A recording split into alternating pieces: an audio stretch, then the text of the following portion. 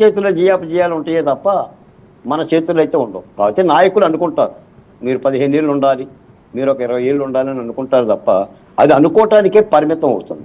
నేననేది ఏంటంటే పరిపాలన ఖచ్చితంగా ప్రజాగమనంలో ఉంటే, అంటే వెన్నెలలో హాయ్ హాయ్ మల్లెల్లో హాయ్ హాయ్ అనే పాటలు మానేసి ప్రజల కన్నీళ్ళేంటి, ప్రజల బాధలేంటి, మనం ఏం వరాలు ఇచ్చాం, మనం ఏం చూస్తానన్నాం, మనం పండగ చేసుకుంటే సరిపోతుందా, ఆదికి అన్నం పెట్టి ఊరికి అన్నం పెడితే సరిపోతుందా, ఓ ఆదికి అన్నం పెట్టినంత ఒకడు నేను ఊరంతా అన్నం పెట్టానన్నంట. ఆదికి అన్నం పెడితే మగోడు అవుతాడు, ఊరికి అన్నం పెడితే మొనగాడు అవుతాడు. ఇదైతే ప్రజలు చూస్తారు. కాబట్టి అలా ఉంటే ప్రజాస్వామ్యం గెలుస్తారు. అలానే మన నవీన్ పట్నాయక్ గారు ఉన్నారు ఒరిస్సాలో, దాదాపు 3-4 సార్లు ఆయన ముఖ్యమంత్రిగా ఉన్నాడు. పశ్చిమ బెంగాల్లో జ్యోతి బాష్ గారు ఉన్నారు, 5 సార్లు ముఖ్యమంత్రిగా ఉన్నారు. నరేంద్ర మోడీ గారు గుజరాత్లో ఆయన దాదాపు 4-5 సార్లు ముఖ్యమంత్రిగా ఉన్నారు. ఆంధ్రప్రదేశ్లో ఒకసారి ముఖ్యమంత్రిగా చేసి సెకండ్ టర్మ్ ఎవరికి వచ్చింది? దాదాపుగా నాకు తెలిసి రాజశేఖర రెడ్డి గారికి ఒక్కరికే వచ్చింది. మరి 151 స్థానాలు వచ్చి జగన్మోహన్ రెడ్డి గారు మళ్ళీ ముఖ్యమంత్రి కాలేకపోయాడు. 40 సంవత్సరాల అనుభవం కలిగిన చంద్రబాబు నాయుడు గారు ఒకసారి ముఖ్యమంత్రి అవుతున్నారు, ఒకసారి ప్రతిపక్ష పార్టీ నాయకులు అవుతున్నారు. రెండోసారి ముఖ్యమంత్రి అవుతున్న దాఖలాలు అయితే కనిపించడం లేదు. అంటే ఏంటంటే ప్రజలు ఏం చేస్తున్నారు, ప్రజలు ఏం కోరుకుంటున్నారు అనేది ఒత్తిగిలే పరిపాలన అయితే కావాలండి. అది లేనంత వరకు ఏంటంటే తప్పు లేదు. 15 ఏళ్ళు ముఖ్యమంత్రిగా చంద్రబాబు నాయుడు గారు ఉన్నారని పవన్ కళ్యాణ్ గారు అంటంలో తప్పు లేదు. పవన్ కళ్యాణ్ గారు నేను ముఖ్యమంత్రి కావాలనుకోవటంలో కూడా తప్పు లేదు. కానీ వెరసి ఏమవుతుందంటే ప్రజలే జీవించాలి. ఇందాక మిత్రుడు చెప్పాడు వివేకు, అప్పటి ప్రభుత్వ విధానాలు ప్రభుత్వ పద్ధతులను బట్టి 3 పార్టీలు కలిసినాయనని. ఎస్, అలాగనే ఉంటుంది ప్రజాస్వామ్యంలో. ఎందుకంటే అధికారంలో ఉన్న పార్టీకి వ్యతిరేకంగా మిగిలిన పార్టీలు కలిసికట్టుగా పోరాటం చేస్తేనే, ఐక్యంగా పోరాటం చేస్తేనే విజయాలు వస్తాయి. లేదా తలా దిక్కుగా పోతే అపజయాలు వస్తాయి. ఆ రోజు పరిస్థితి ఏంటి? బై బై ద వైసీపీ అనే నినాదం ప్రజలు కూడా అన్నారు. 3 పార్టీలు కలవమని మేము కూడా చెప్పాము. 3 పార్టీలు కలవకపోతే అంత బలమైన జగన్మోహన్ రెడ్డి గారిని ఎలా ఓడిస్తాం? ఇప్పుడు సాదాసీదా బలవంతుడు కాదు కదా ఆ రోజు జగన్మోహన్ రెడ్డి గారు.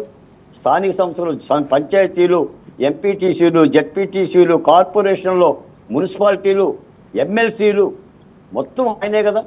మరి అలాంటి బలమైన నాయకుడిని ప్రభుత్వం నుంచి గద్దె తెప్పాలంటే తప్పనిసరిగా మిగిలిన అన్ని పార్టీలు పోరాటాలు చేయాలని అన్నాం. ఆఖరికి ఈ 3 పార్టీలే కాదు, ఆంధ్రప్రదేశ్లో Congress party, CPI party, CPM party, Loksatta అన్ని పార్టీలు కూడా అప్పటి వైసీపీ పార్టీకి వ్యతిరేకంగా పోరాటాలు చేసినాయి. కాకపోతే వాళ్ళు పోటీ చేయకపోవచ్చు, వాళ్ళ సీట్లు రాకపోవచ్చు. మూకుమ్మడిగా ఆంధ్రప్రదేశ్ మొత్తం కూడా తిరగబడ్డది, కలియబడ్డది. బాలకోటి గారు ఇక్కడ ఓకే, ఇవన్నీ మీరు చెప్పింది, వాళ్ళు కూడా అదే అంటున్నారు. ఇంతమంది కలిసి వస్తేనే మా మీద గెలగలిగారు, మేము సింగిల్ సింహం అని. అవును, అలా కలిసికట్టు యుద్ధాలే జరుగుతాయి. సింగిల్గా రావంటే సింగిల్గా రండి. మళ్ళీ ఇక్కడ సింహాలు పులులు ఉండవండి ఎన్నికల్లో. ఇక్కడ ప్రజాస్వామ్యంలో నేను సింహము, నేను ఏనుగు, నేను లొట్టెపెట్ట అనేది ఉండదండి. కూటములు ఉంటాయి. ఎన్డీఏ కూటమి ఇప్పుడు జాతీయ స్థాయిలో ఉంది. మోడీ గారిది కూడా ఎన్డీఏ కూటమి, అటేమో ఇండియా కూటమి. ఇప్పుడు పొత్తులు పెట్టుకోవటం అనేది రాజకీయ ధర్మం.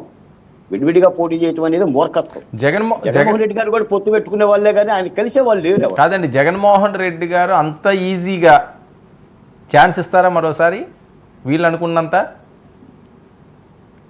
జగన్మోహన్ రెడ్డి గారు మరొకసారి వీళ్ళని గెలిచి అంత ఛాన్స్ ఇస్తారా? అంత ఈజీగా అంటున్నాను.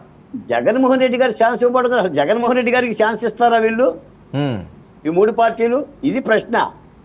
నేను అనేది ఏంటంటే మళ్ళీ జగన్మోహన్ రెడ్డి గారికి ఛాన్స్ రాకోకుండా ఉండాలంటే వీళ్ళ బంధం ఫెవికల్ లాగా ఉండాలి, ఫెవికల్ బంధంలా ఉండాలి. అది మాటలకు పరిమితం కాకూడదు, పిఠాపురంలో ఉండాలి. కాదండి, పిఠాపురంలో ఏదో జరిగింది, దాన్ని పూడ్చడానికో లేకపోతే ఆ బ్యాడ్ నుంచి ఒక నార్మల్గా తీసుకురావడానికో నేను పవన్ కళ్యాణ్ గారు మాట్లాడారు ఈ రకంగా అని చెప్పి చాలా మంది మాట్లాడేది.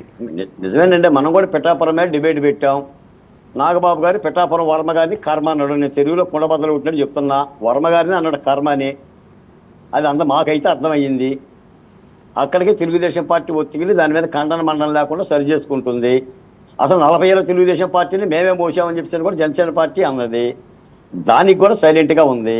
అంటే ఈ యొక్క మరొకరు ఇందాక మీరేమన్నారంటే పోసాన్ని తప్పు చేసినా జగన్మోహన్ రెడ్డి గారు తప్పు చేసినట్టేనా, వంశీ తప్పు చేసినా జగన్మోహన్ రెడ్డి గారు తప్పు చేసినట్టేనా, కార్యకర్త తప్పు చేసినా జగన్మోహన్ రెడ్డి గారు తప్పు చేసినట్టు మీరు అడిగారు. మరి జగన్మోహన్ రెడ్డి గారు తప్పు చేయకపోతే ఓటు తప్పు చేసినట్టు? వీళ్ళందరూ మాట్లాడేది జగన్మోహన్ రెడ్డి గారు చూసి కాదా? కాదు నేను అనేది అది చెప్పలేదు. నేను వినండి, అది నేను చెప్పింది ఏంటంటే స్క్రిప్ట్ జగన్మోహన్ రెడ్డి గారు రాసి స్క్రిప్ట్ రాసిస్తారండి పోసానికి ఆయన జగన్మోహన్ రెడ్డి గారు. జగన్మోహన్ రెడ్డి గారు స్క్రిప్ట్ ఎందుకు రాసిస్తారులే కానీ మరి అదే నేను అన్నది అదే, ఆయన ఎందుకు రాసిస్తారు అసలు అర్థం లేని మాట్లాడేవి. ఇప్పుడు ఆయన స్క్రిప్ట్ ఎందుకు రాసిస్తాడు? ఇప్పుడు మీకు ఒక మాట చెప్తాను సార్, మన పోసాని కానీ వంశీ గారు కానీ మధ్యలో ఇంకో పేరు మర్చిపోయారు మీరు, బోరుగడ్డ కానీ, వీళ్ళందరూ ఏంటంటే నాటి ప్రభుత్వానికి సంబంధించిన అండదండలు తీసుకొని కాస్త తప్పు చేసిన మాట యథార్థం. ఆ తప్పు చట్టం చర్యలు తీసుకుంటుంది. ఇంకోటి ఏంటంటే వాళ్ళకి అందరికీ బెయిల్స్ వస్తాయండి. ఈ రోజు కాకపోతే రేపు వస్తాయి, రేపు కాకపోతే ఎల్లుండి వస్తాయి. అంటే వరుస పరంపరగా కేసులు పెడుతున్నారు కాబట్టి, వరుస పరంపరగా రిమాండ్లు జరుగుతున్నాయి కాబట్టి ఎన్ని కేసులన్నీ పెడతారు?